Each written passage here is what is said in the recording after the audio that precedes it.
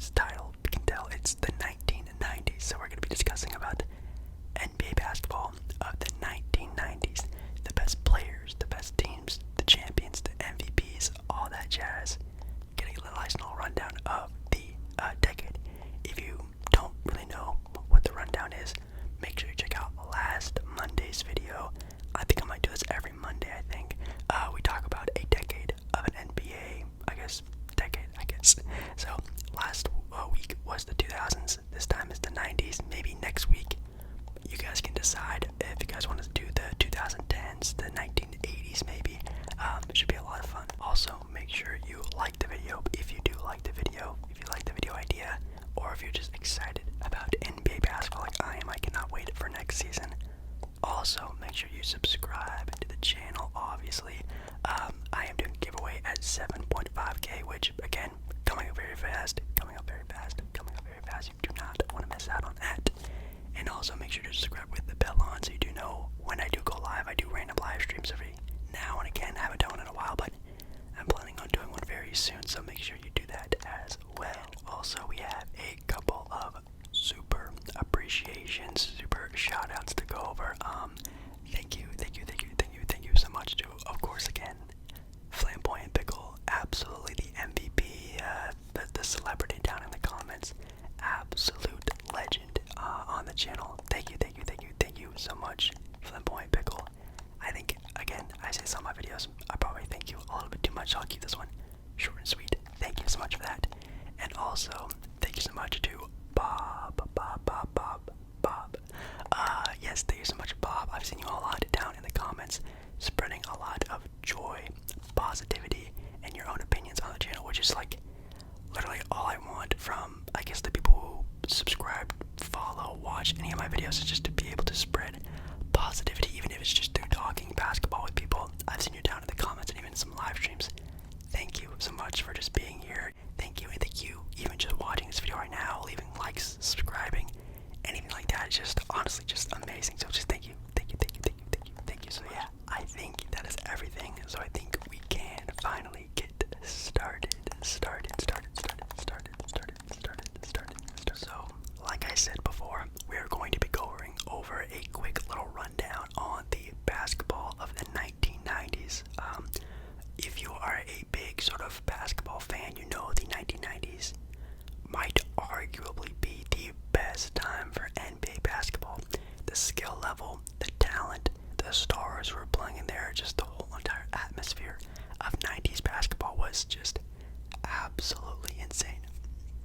The decade started off with the, I think, absolutely dominant team during the time period, the Detroit Pistons, winning the NBA Finals the 1990 season.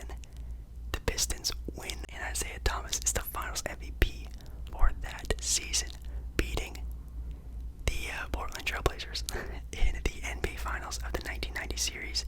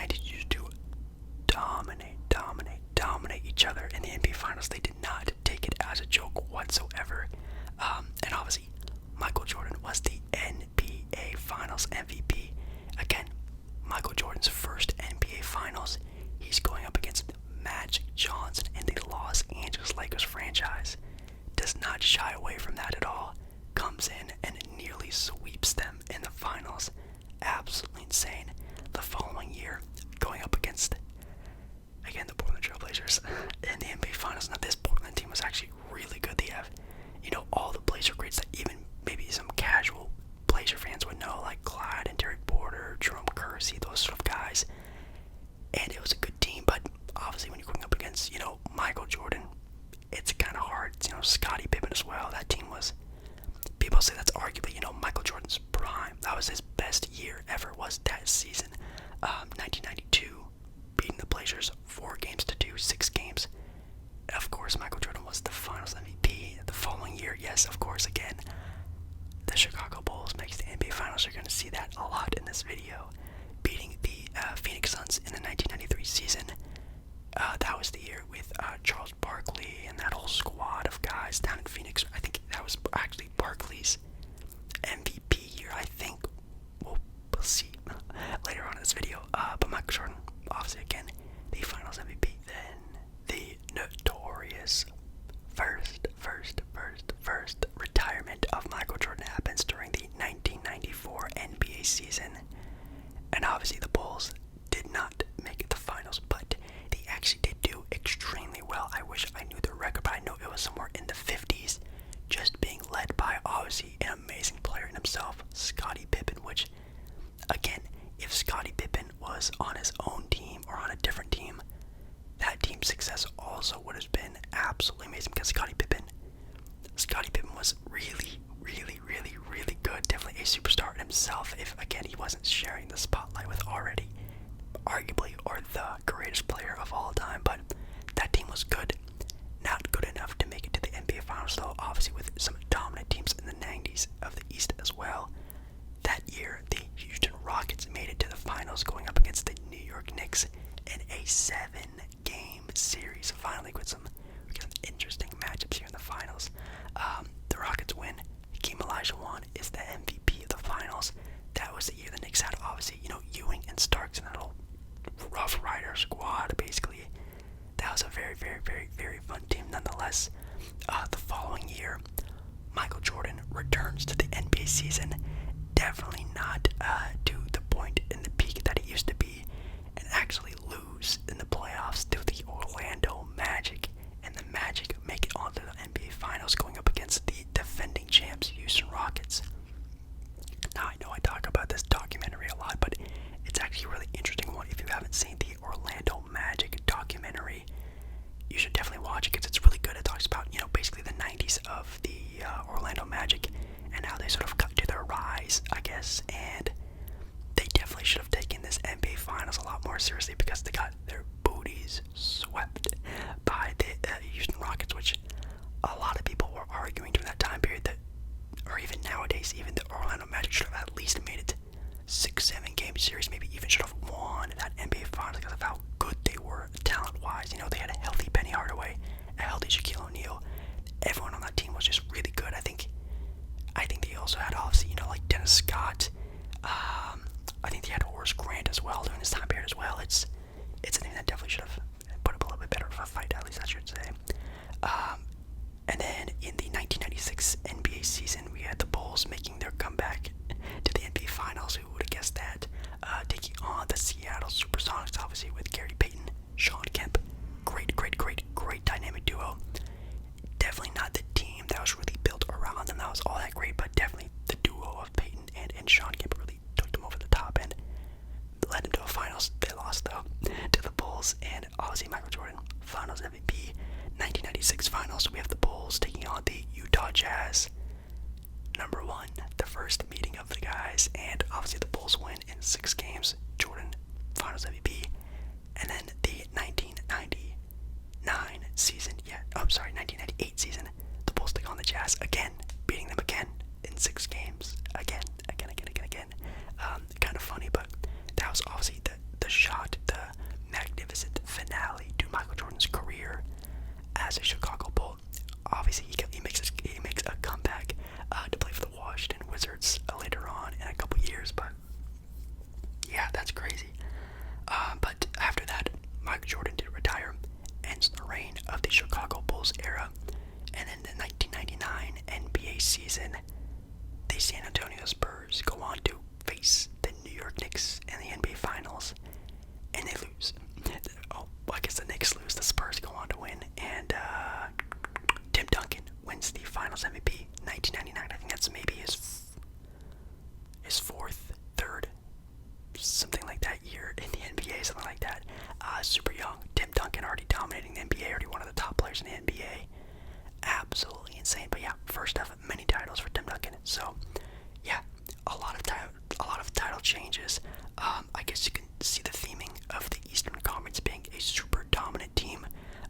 West having a lot of flip-flopping sort of opponents. You know, you get the Jazz, the Suns, the Blazers, the Lakers, a lot of different teams.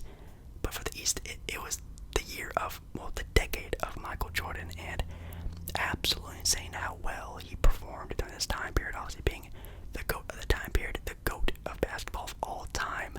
And even, you know, when he didn't play in the NBA, it was really cool to see what teams would come out of the East if Michael Jordan wasn't around. It looks like the Knicks had a lot of title shots just because they kept running into the Mr. GOAT himself. So, yeah, those are the title champions, I guess, for the decade.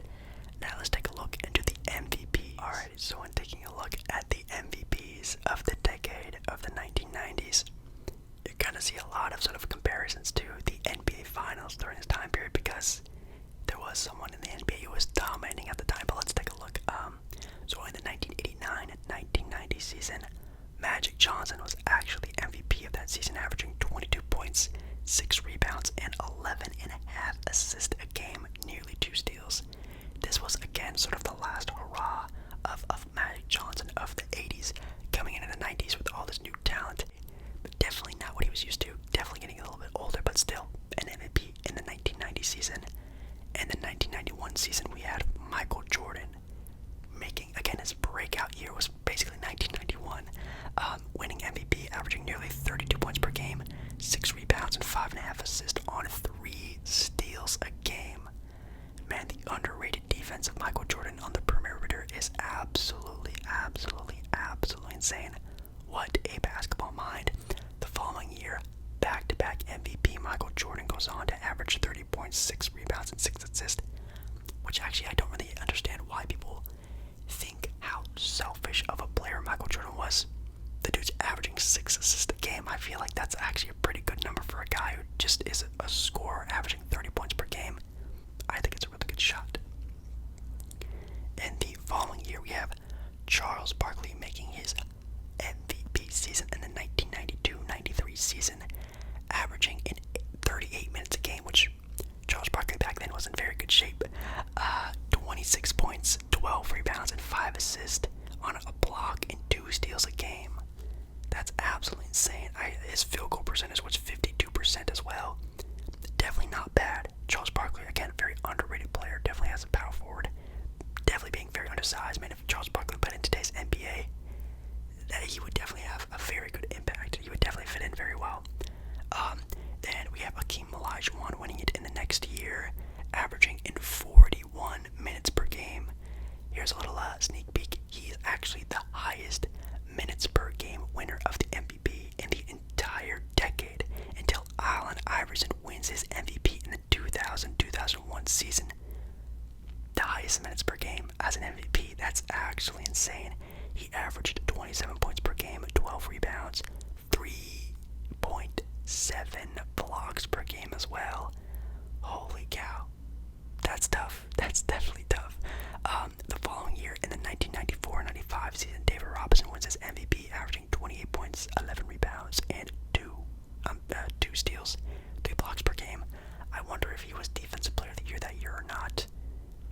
Maybe. That'd be kind of cool. We have Michael Jordan making a return to the MVP scene in the 1995-1996 NBA season, averaging 30 points, 6 rebounds, and 4 assists, 2 steals a game.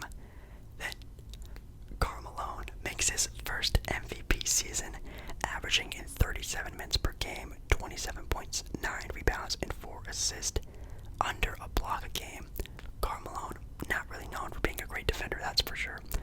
And then, so in the 1995 season, we had Jordan, 96, Karl Malone, 97, we have Michael Jordan, and then 1998, it's Karl Malone again. So you can see these guys are definitely battling back and forth. I think Jordan talks about it at some point in a documentary about how he was basically trying to always one-up Karl Malone because he knew they were flipping the MVPs back and forth. But obviously we knew when it came down to the NBA Finals, though, and winning the chip, the big trophy that everyone wants, Michael Jordan was the best at that. So that's actually kind of funny.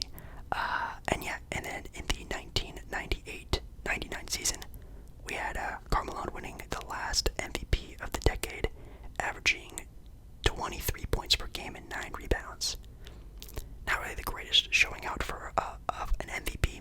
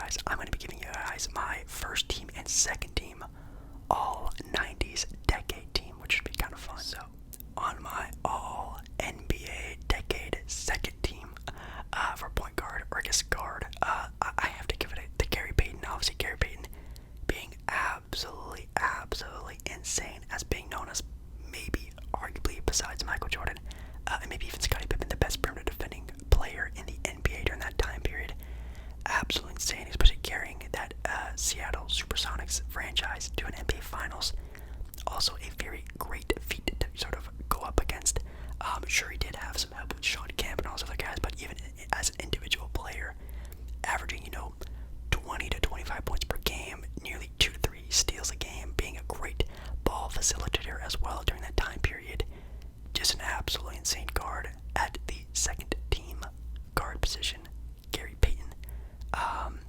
For the other guard position for my second team, kind of have to go with my boy, Clyde the Clyde Drexler. Not only because, again, Blazer fan, but also because I know how great of a player Clyde Drexler was during that time period.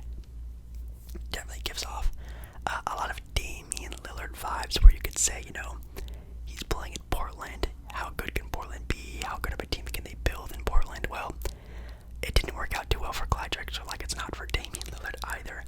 He did have a very good squad in the 1992 season, but again, going up against arguably Michael Jordan in his prime, I mean, that's a very hard thing to go up against. And although Clyde Drexler was getting a little bit older in the 90s, he was a player who, if you didn't know, was drafted in the mid to late, well, actually, kind of early 80s. He was kind of getting old during that time period, so he was still a great player, but nothing like he used to be. So obviously, leaving Portland, getting a title was obviously really good for him. I think that was in the 90s. He won a title in the 90s still, so he still got a chip. He still had an amazing career as a Portland Trailblazer, so he definitely got what was coming to him. An amazing player. Let's see. At the other forward position, I'm gonna go. This is kind of tough, actually. I'm gonna go with Charles Barkley. Obviously, winning an MVP. Charles Barkley, an absolutely insane player. I think for sure he definitely gets a spot on the list. Obviously, there are a lot of other really great players that we're gonna go over as well, but I think I first have to mention Charles Barkley. Again, being an MVP, helping out that team so much in Phoenix was actually super crazy. Multiple-time All-Star as well. Let's see. The other forward position gets kind of tough, but I guess I should have named this player first because he's technically a small forward, but I was either going to pick Grant Hill or Sean Kemp. Two definitely very good players, definitely on the different sides. Individually, definitely Grant Hill. If you didn't know, Grant Hill's known to becoming the next Michael Jordan, the next great player of the NBA, and obviously with injuries and everything, that didn't really came to be, but even in the 90s, still had a very, very, very good time there. But then you also have Sean Kemp, who again made the NBA Finals. High flyer, definitely a very important piece, but I think I'm gonna go Grant Hill, also on the All-Decade team. And then at center, I'm gonna go with David Robinson. Oh my god, this is so tough. The 90s is such a tough time period. I'm gonna go David Robinson. I'll go David Robinson, All-NBA, second team. Absolutely insane. Definitely a very underrated player, offensively, but more importantly, defensively. Like I said before, he nearly averaged 4 blocks a game in a season, his MVP year. Absolutely insane. I'm gonna go David Robinson, All-Decade, second team. Now, All-Decade, first team. At my guard position, I'm going to go with John Stockton. Obviously going to go with John Stockton being an absolute killer on both offense and defense. But obviously, the assist total for John Stockton is a record that will never be broken. His assist numbers are absolutely insane. Let's see, in the 90s he tallied 9,146 assists, 1,753 steals, and that is just, it's an insane feat to go up against. I mean, you can only really compare him to like a Chris Paul type of player, but even Chris Paul isn't even that close to breaking those records at all. Absolutely insane. Next guard spot, obviously Michael Jordan. Don't even need to go into detail about that. You already know. Obviously Michael Jordan, all-decade first team. Small forward spot, gotta go with Scottie Pippen. Absolutely love him. Like I said before, even if he wasn't on a team with Michael Jordan, would probably even still have a ring. That's how good he was, how underrated he is. Always being known as a Robin when he was definitely good enough to make a Batman of himself, that's for sure. Then you have Karl Malone at the other forward position. Obviously a 2-time MVP. Kept getting to the NBA Finals, obviously again running into the unmovable object in Michael Jordan. But still, had a good career, that's for sure. And then at my center position, Hakeem Olajuwon at center. Now, the only reason why I was really hurting on the center spot was because obviously, there's Shaquille O'Neal during that time period was really good. Patrick Ewing, obviously, that's the first one off the top of my head. He's definitely All-NBA third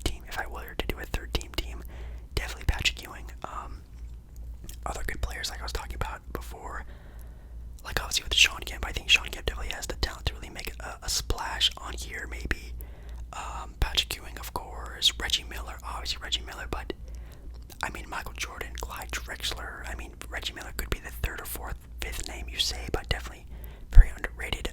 Even Tim Hardaway Sr. had a couple of good years in the 90s as well, but yeah, I think that's a pretty good list. But yeah, guys, I think that is going to be it for me. Hopefully you enjoyed this video. Hopefully it wasn't too short, too long for your liking. Also, sorry about not uploading yesterday. I'm trying to keep better health of myself. As you guys noticed in one of my videos, I sometimes film videos for you guys around, 2-3